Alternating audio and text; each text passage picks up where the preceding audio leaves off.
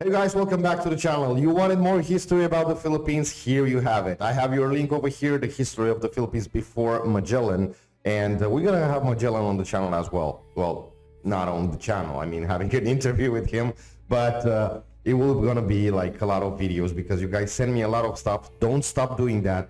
Do it down below. What do you think we should see here on the channel? Because it's awesome to go and know more and more. Like I was saying in the other videos, I did one debate with the Filipino kid. What's something outstanding? I'm gonna leave it at the end of the video. We have videos about Ophir. We're gonna have the gut culture here on the channel. So it's gonna be a lot of stuff. Make sure to like the video, subscribe, and let's go and see this. The Philippines before Magellan. It's gonna be, I guess, a really powerful video. The original link, you can find it down below. And I'm so curious to know more and more. It's like a drug, this kind of things about the Philippines for me. Get it? The history of the Philippines. Before Magellan, 3000 BCE to 1521 CE. 3,500 years before Magellan's ships appeared on the horizon, the Philippine Islands had kingdoms with armies, international trade networks spanning from Japan to Arabia, multiple written languages, sophisticated legal systems, gold mining industries worth billions in today's money, and diplomatic relations with the most powerful empires in Asia. We weren't discovered. The ancient Filipinos, 3000 BCE to 1 CE. Let me take you back. Not 500 years, not 1,000 years, 5,000 years, 3000 BCE, before the pyramids of Egypt were completed, before Stonehenge was built, before Chinese dynasties emerged. The islands we now call the Philippines were already inhabited by sophisticated societies. In 1976, archaeologists working in Cagayan Valley discovered rice cultivation sites dating to 3,400 BCE. That's 5,400 years ago. Rice paddies, irrigation systems, evidence of organized agriculture. You know what that means? While most of Europe was still in the Stone Age, hunting animals and gathering berries, Filipinos were growing rice in engineered fields with water management systems. But it gets better. In 2007, archaeologists in Callao Cave, also in Cagayan, discovered human remains dating back 67,000 years. 67. Not 5,000. Holy crap, man. 67,000. The so-called Callao Man represents one of the earliest human settlements in Southeast Asia. Now, I'm not saying those 67,000-year-old people were the direct ancestors of modern Filipinos. By 1000 BCE, the ancestors of modern Filipinos had mastered something that would change everything: maritime technology. These barangays could cross open ocean. And we know this not from legend. We know this because archaeologists have found barangay remains in Butuan, dating to 320 CE. We have the actual boats. They've been excavated, studied, and even reconstructed. And here's what those boats mean: maritime power.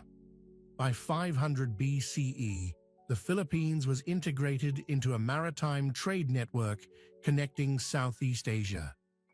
The Sahuin culture of Vietnam and the Kalanai culture of the Philippines shared pottery styles, burial practices, and trade goods. What were they trading? Gold, pearls, shells, hardwoods.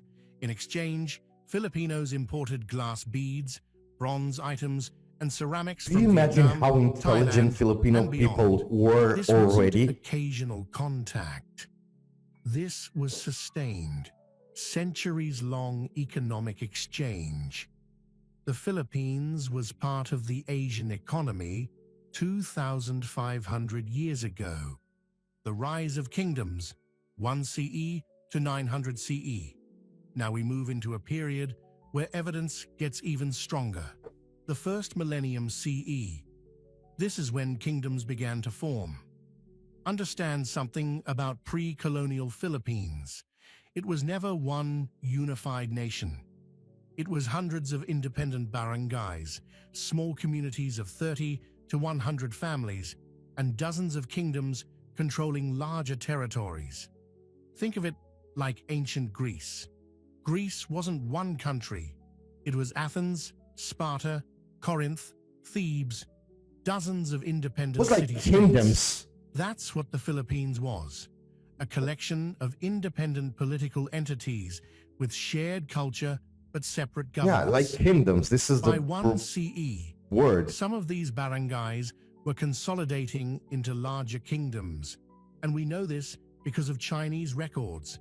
Chinese traders began visiting Philippine shores during the Han Dynasty around 200 CE. They came for gold, pearls, tortoise shells, and tropical hardwoods, and they recorded what they saw.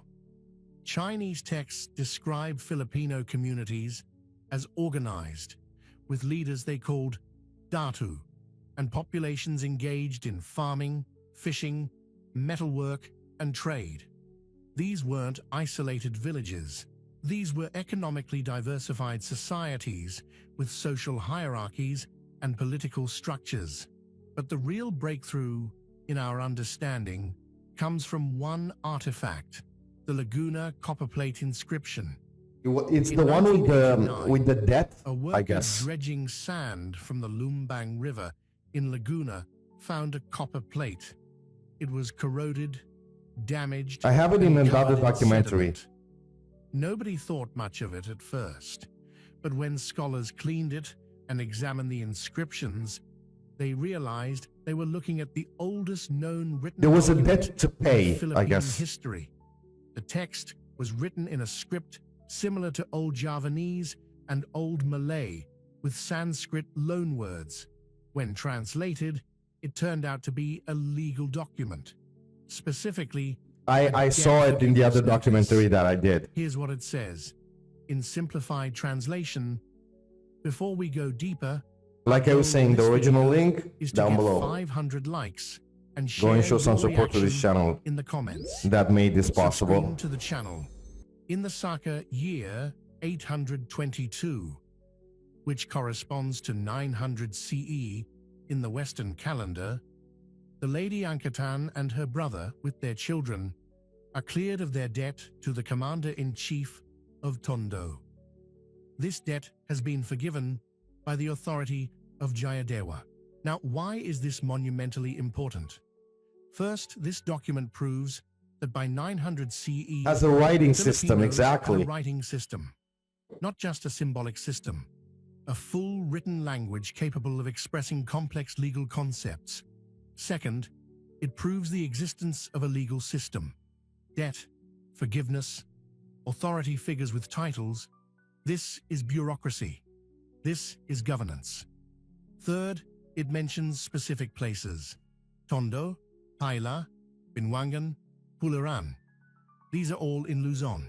This document proves that by 900 CE, there was an organized kingdom in Luzon with multiple settlements under centralized authority. Fourth, the dating system. Saka year 822. The Saka calendar was an Indian calendar system. The fact that Filipinos used it means they were culturally connected to the broader Indian-influenced world of Southeast Asia. They were part of the Sanskrit cosmopolitan culture that linked India, Indonesia, Cambodia, Thailand, and yes, the Philippines. Fifth, and this is crucial, the document is on copper, not paper, not bark, not bamboo. Copper. That means they had metalworking technology advanced enough to create thin copper sheets suitable for inscription. That's not basic metalwork. That's sophisticated metallurgy. The Golden Age, 900 CE to 1400 CE. Now we enter what I call the Golden Age of pre-colonial Philippines. From 900 CE to 1400 CE, Filipino kingdoms reached their peak of power, wealth, and international influence. Let's start with the Kingdom of Tondo. Tondo was located in what is now Manila, specifically around the mouth of the Pasig River. Why there? Because the Pasig River was the highway to the interior of Luzon. Traders from Pampanga, Bulacan, Laguna, and beyond brought goods downriver to Tondo. From Tondo, those goods were sold to foreign merchants who came by sea. Chinese records from the Song dynasty describe Ma'ai, the ancient name for Mindoro and nearby areas, but scholars believe Ma'i referred more broadly to the Manila Bay region, including Tondo. According to Chinese sources, Mai was prosperous. They describe it as a place where foreign traders came to exchange goods for gold, beeswax, pearls, and cotton. The Chinese were particularly interested in gold. So much gold that Chinese records The land call of gold, Philippines Ophir. the land Okay, of and I'm gold. wondering right now, Not metaphorically, literally. why the Spanish came? The I mean, Philippines was known across Asia as a source of gold. Where was all this gold coming from? Gold mines. The Philippines has natural gold deposits in Benguet, Paracal, Masbate, and other regions. Pre-colonial Filipinos mined this gold using traditional methods: placer mining in rivers, digging shafts in mountains, panning alluvial deposits. And they didn't just mine gold, they crafted it. Filipino goldsmiths created intricate jewelry, necklaces, earrings, bracelets, anklets, using techniques like lost wax casting, filigree, and granulation. These weren't crude chunks of look metal. at that works These of were art, works of man. art. When Spanish colonizers arrived in the 1500s, they were stunned by the amount of gold Filipinos had. Spanish records describe chiefs wearing gold armor, warriors with gold-hilted weapons, women covered in gold jewelry. One Spanish priest wrote, "The natives wear so much gold that it seems they are loaded with it." Another said, "Even slaves wear gold." Where did all that gold go? Spain melted it down. Yeah, it and got shipped it to stolen Europe. from the Philippines. The gold that funded Spain's golden age in the 1500s and 1600s. A significant portion came from the Philippines. They took our gold and then taught us we were poor. But back to the kingdom This of is getting Tondo. me upset, Tondo mad. wasn't just wealthy, it was diplomatically connected. In 1001 CE, the Chinese emperor recorded receiving a diplomatic mission from the kingdom of Butuan. The envoys brought gifts, gold, pearls, and tribute, as part of establishing formal state-to-state relations. Think about what that means.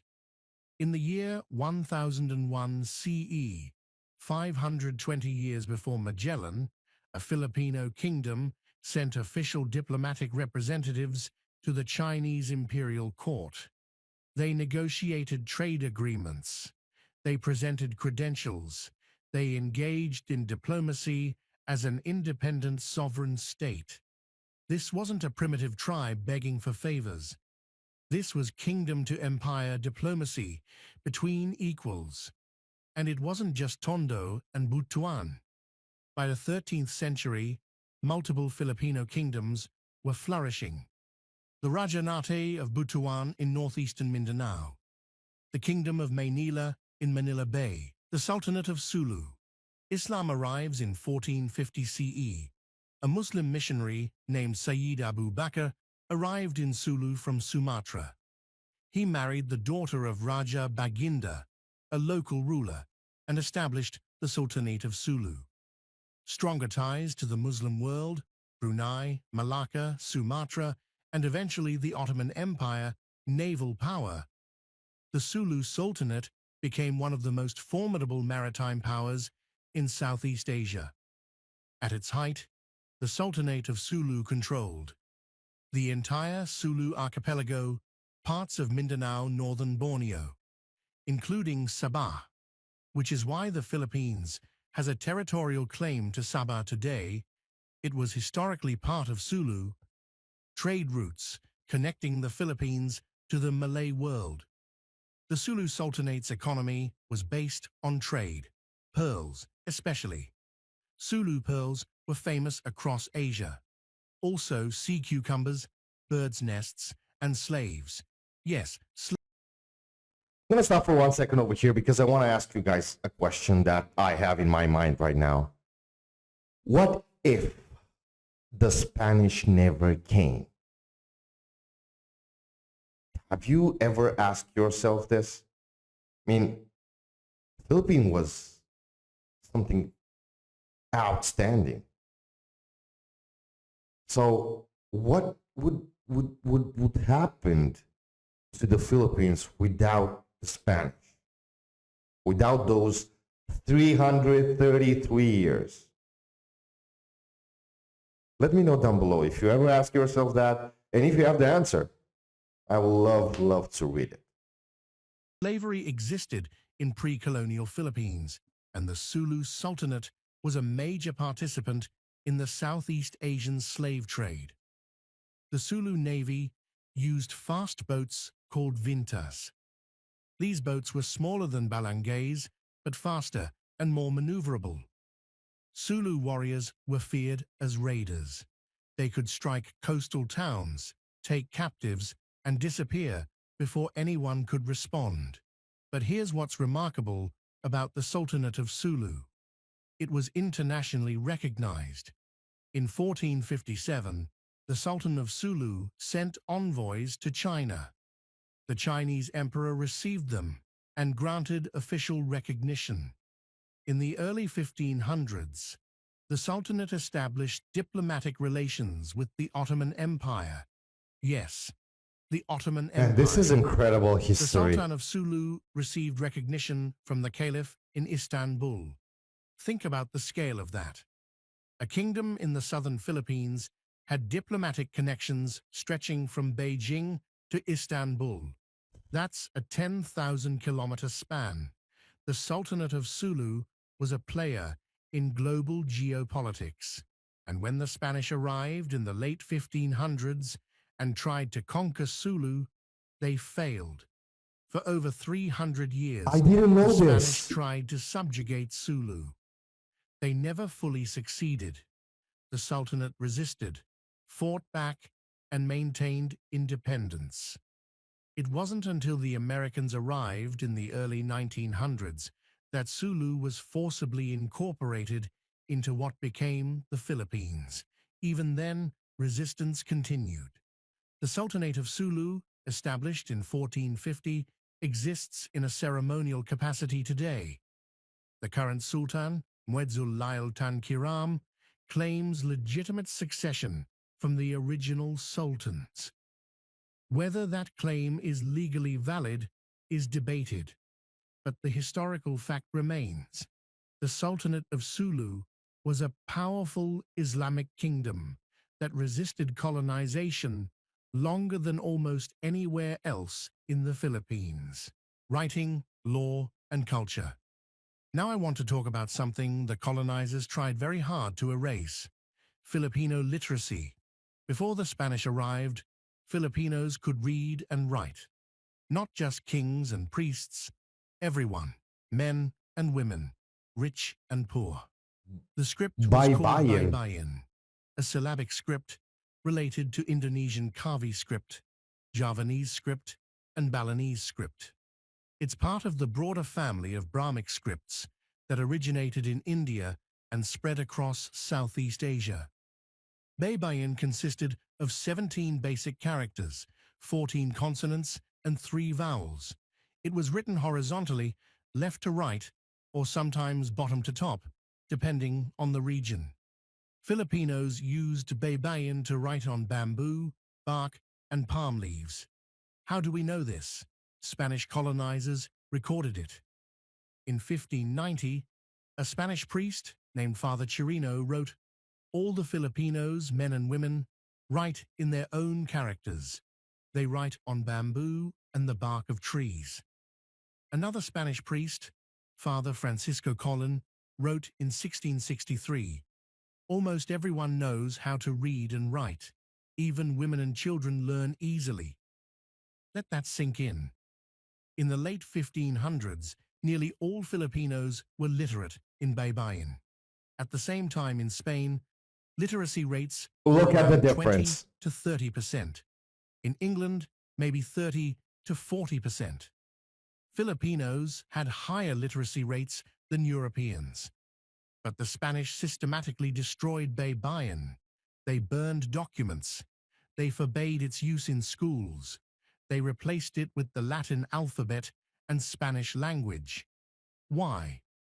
Because Baybayin writings contained pre-Christian stories, laws, and genealogies that contradicted Spanish narratives. If Filipinos remembered their own history, they might resist colonization, so the Spanish erased it. Today, we have only a few surviving examples of Baybayin writing: the Laguna copperplate inscription, a few documents preserved by Spanish priests who recorded them for study, some inscriptions on pottery and metal artifacts, but the knowledge is being revived. Modern Nice. Filipinos are relearning Baybayin.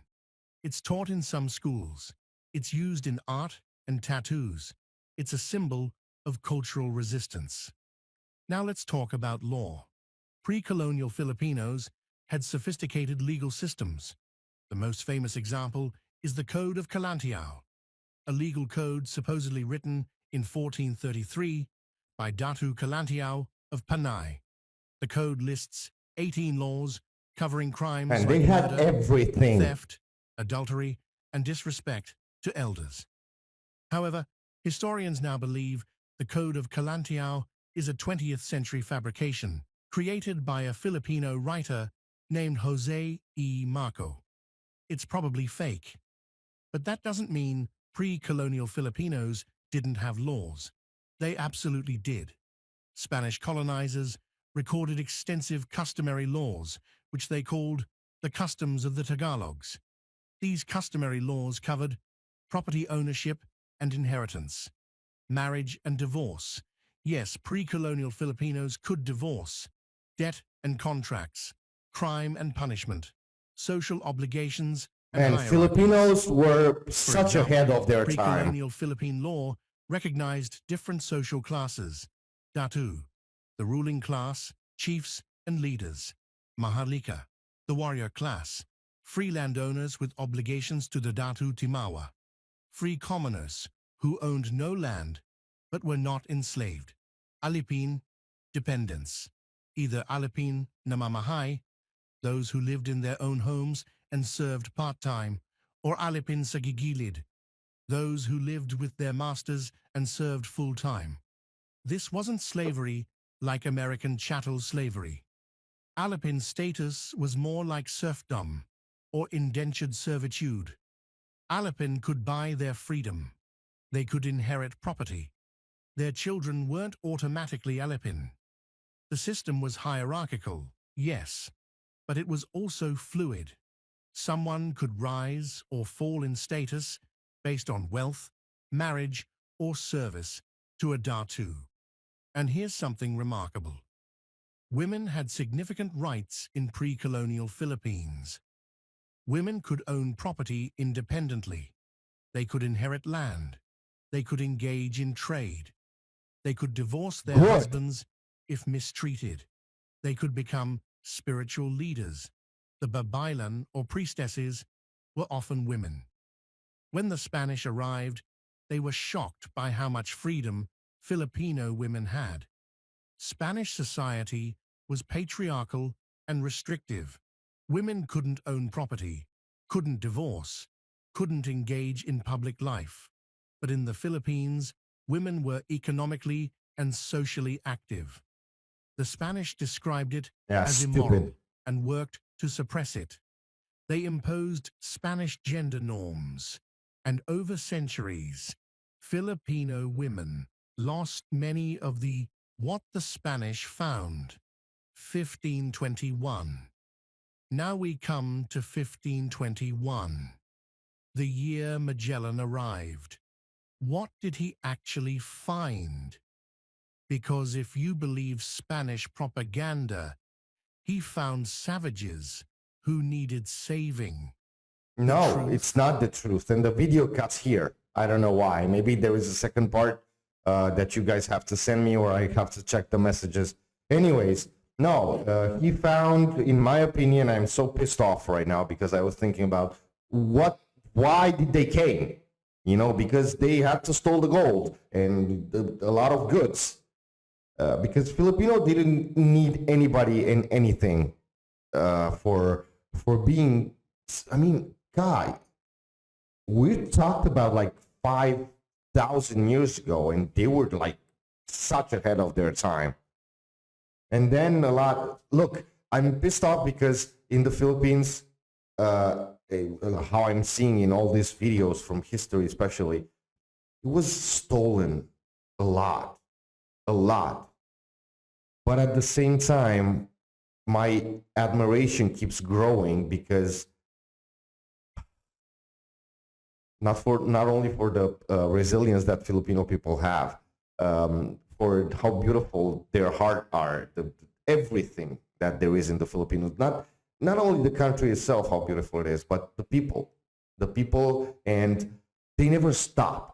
Even, okay, you came, you took what was ours, but we fight, we go on, you know, and that's something really that I will admire for the rest of my life. And that's why on this channel, you can find this kind of video, which for me are amazing. I hope you enjoy it as well. Let me know your thoughts down below, guys. I don't want to make the video too long. I hope you enjoy it. And I don't know what they cut it here, this one, because right now I guess we're going to pass when Magellan arrived, you know, so maybe it's going to be the second part of how it happened, what it happened. And if you want to know the whole story, stick on the channel, like the video, subscribe, and like I always say, stay safe.